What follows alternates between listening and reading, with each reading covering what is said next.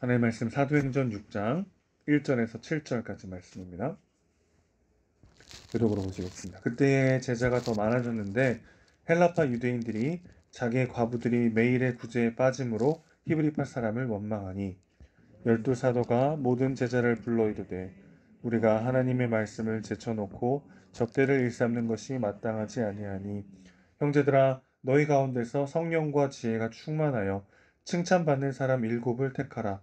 우리가 이 일을 그들에게 맡기고 우리는 오로지 기도하는 일과 말씀 사역에 힘쓰리라 하니 온 무리가 이 말을 기뻐하여 믿음과 성령이 충만한 사람 스데반과 또 빌립과 브로고로와 니가노르와 디몬과 바메나와 유대교에 입교했던 안디옥 사람 니골라를 택하여 사도들 앞에 세우니 사도들이 기도하고 그들에게 안수하니라.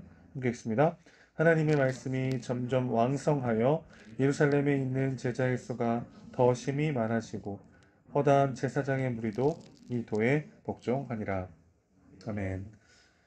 수많은 사람들이 함께 모여 생활하다 보면은 갈등이 없을 수 없는 것 같습니다. 서로의 다른 생각들, 서로의 다른 문화와 다른 배경들 때문에 조금씩 의견의 차이도 있을 수 있고 서로의 불편함도 있을 수 있고 갈등이 없을 수가 없는데 그래서 갈등이 생기는 것 자체를 두려워할 필요는 없는 것 같아요. 오히려 그 갈등을 어떻게 풀어가느냐가 더 중요합니다. 성령으로 충만해서 자기의 소유를 나누고 아름다운 공동체를 이뤄가던 초대교회에도 문제가 발생합니다. 헬라파 유대인들이 교회 구제 사역에서 자꾸만 제외되는 일이 벌어졌던 거죠. 그러자 히브리파 사람들을 원망하기 시작했습니다. 히브리파 유대인은 이스라엘 땅에서 출생하고 성장한 사람들이고요. 헬라파 유대인들은 세계 각국으로 흩어졌다가 유대 땅으로 돌아온 자들을 의미합니다. 그러니까 국내파와 해외파 정도로 이해할 수 있는데 예루살렘 교회 구성원 중에는 히브리파 유대인들이 절대 다수를 차지하고 있었어요. 헬라파 유대인들은 소수였습니다. 그리고 구제와 봉사를 담당하던 자들이 바로 사도들인데 이 사도들도 모두가 히브리파 유대인이었고 더군다나 남성들이었어요. 그러니까 일부러 무시하려고 한 게 아니라 미처 섬세하게 다 챙기질 못한 거죠. 헬라파 유대인들 중에는 일가 친척이 없는 가난한 과부들도 있었기 때문에 구제가 매우 절실했고 그 때문에 불만은 점점 쌓여가고 있었습니다. 여러분 오늘 이 말씀이 우리에게 주는 첫 번째 메시지는 완벽한 사람은 없다는 거예요. 사도들의 손을 통해서 온갖 표적과 기사가 일어나고 막 귀신들이 쫓겨나고 성령의 엄청난 역사가 일어났잖아요. 그런데 그 손이 놓친 것이 있었다는 게 참 놀랍고 저는 안도가 되고 위안이 되는 말씀입니다. 우리 모두가 완벽한 사람은 아무도 없죠. 하나님은 완벽한 한 사람이 교회를 혼자 세워가기를 원하지 않았습니다. 서로의 부족함을 채워주고 서로를 위해서 기도하며 서로의 연약함을 안아주며 함께 우리는 지어져 가는 것이죠. 그래서 성령으로 충만하고 각종 능력들을 행했던 사도들의 손이 놓치는 것들을 교회가 어떻게 함께 세워갔는가를 오늘 본문을 통해서 우리는 보게 되는 것이죠. 헬라파 유대인들은 소수였기 때문에 또 대놓고 막 이야기하지 못했던 것 같아요.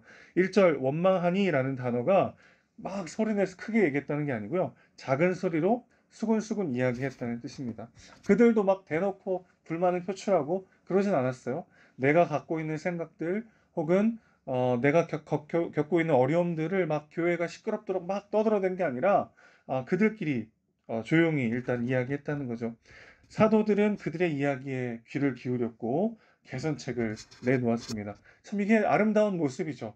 내가 불만이 있거나 어떤 어려움이 있을 때 그것들을 막 교회 전체가 시끄럽게 떠들고 원망하고 비난하는 게 아니라 작게 좋게 좋게 이야기하고 있고 그 작은 이야기에 또 사도들은 귀를 기울여서 개선책을 내놓는 이런 모습을 우리가 보게 됩니다. 사도들이 히브리파 유대인들이었기 때문에 헬라파 유대인들이 구제와 봉사의 대상에서 빠졌다는 것을 미처 인지하지 못했던 것 같아요. 절대 다수의 히브리파 사람들이 잘 되고 있으니까 소수의 몇몇의 사람들이 그러고 있다는 것을 알지 못했던 것 같습니다.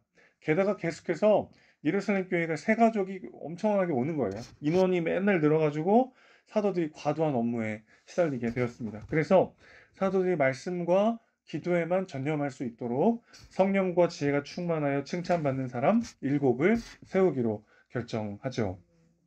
여러분, 교회의 본질은 무엇입니까? 하나님의 말씀 위에 세워진 것이 교회죠. 생명의 말씀이 풍성히 선포될 때 그 교회가 살아나게 되어 있습니다. 진리의 말씀이 성도들의 마음 가운데 새겨지고 하나님의 말씀에 의해 세워지는 것이 교회의 본질이죠. 또한 교회는 기도로 세워갑니다.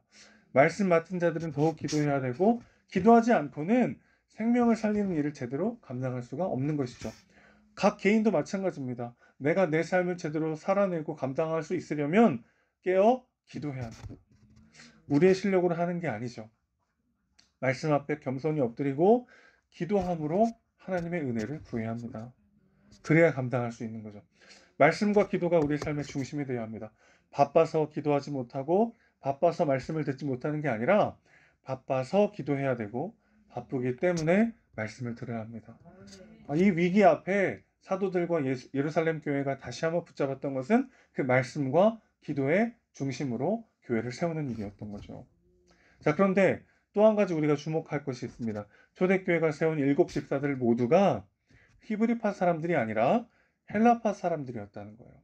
7명의 집사들의 이름을 뭐 다 외우실 필요는 없겠지만 이들이 다 헬라파 사람들이었다. 그런 이름이었다는 것을 기억하실 필요가 있겠습니다. 히브리파 유대인들의 수가 헬라파 유대인들의 수보다 압도적으로 많았다고 말씀드렸어요. 헬라파 유대인들은 소수였습니다. 그럼에도 불구하고 예루살렘 교회는 구제하는 일에 헬라파 유대인들에게 전권을 준 거죠. 사도들이 오로지 기도하는 일과 말씀 사역에 힘쓰고 또 교회 안에 여러 사역들이 있는데 그것들을 헬라파 유대인들이 잘 감당할 수 있도록 그들에게 전권을 주었습니다. 괜한 일에 자존심 싸움하지 않았다는 거예요. 누가 더 크냐 이런 걸로 막 힘겨루기 하지 않았다는 겁니다.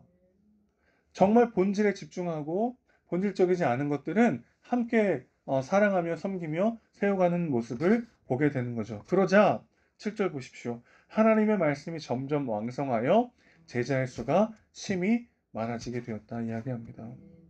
특히 유대교의 근간이라고 할 수 있는 제사장 무리도 믿기 시작했어요. 이거는 정말 굉장히 큰 일입니다.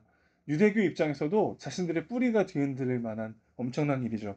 오늘 우리를 치자면은 절대 예수 안 믿을 것 같았던 사람들이 막 교회로 몰려오기 시작했다는 거예요. 언제요?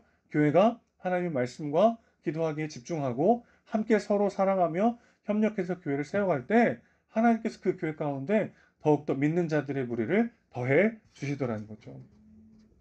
예전에 제가 고향교회 다닐 때 교회 주변에 교회가 굉장히 가까운데 교회가 이렇게 2개가 있는 거예요. 그래서 그 교회 다닌 청년한테 물어보니까 피아노를 강대상 위에 올려놓을 거냐 강대상 밑에 놓을 거냐로 가지고 올려놓자 파와 내려놓자 파가 심하게 갈등해서 교회가 둘로 나눠졌다는 얘기를 들은 적이 있습니다. 그때는 참 웃고 말았는데 생각해보면 별일 아닌 일인 것처럼 보이는 그 일에 우리의 자존심이 걸리고 우리 서로의 갈등과 싸움이 시작될 때 그게 교회가 갈라지는 일이 되는 거죠. 비본질적인 것들에 목숨 걸 때가 참 많이 있습니다. 괜한 일에 자존심 걸기 시작하면 교회는 사분오열되는 거죠. 말씀에 집중하고 깨어 기도할 때 제자의 수가 심히 더 많아지더라. 이것이 우리 은혜샘교의 모습이 되시기를 주님의 이름으로 축원합니다.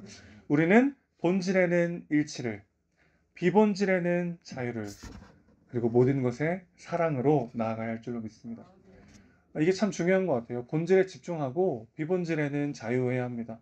그렇지만 이게 본질이 맞습니까? 비본질에 자유합니다. 라고 서로를 비난하는 게 아니라 이 모든 것에 사랑으로 우리는 함께해야 할 줄로 믿습니다. 교회가 세워져 가는데 참 많은 일들이 필요하죠. 교회 운영도, 재정도, 안내, 식사 준비, 교사, 예배 준비, 찬양팀, 시설 관리, 정말 많은 일들이 있습니다. 그 일에 우리 귀한 동역자들께서 함께 헌신해주고 계셔서 우리 은혜샘 교회가 든든히 세워져 가고 있습니다. 참 감사한 일이죠. 기도하고 말씀 전하고 목양하는 일에 제가 집중할 수 있어서 참 감사합니다. 우리가 이렇게 계속해서 본질에 집중하고 또 비본질에 있어서 서로를 세워주고 모든 것에 사랑으로 함께 하면서 든든히 주님께서 기뻐하시는 허다한 제자의 무리가 더해지는 복된 교회가 되시기를 주님의 이름으로 축원합니다. 기도하겠습니다. 하나님 아버지, 우리의 삶을 하나님께 내어드립니다. 말씀의 터 위에 우리 삶을 세우게 하시고 힘써 깨어 기도함으로 우리에게 주어진 삶을 살아낼 수 있도록 주여 붙잡아 주시옵소서. 우리 교회가 그렇게 세워져 가길 원합니다.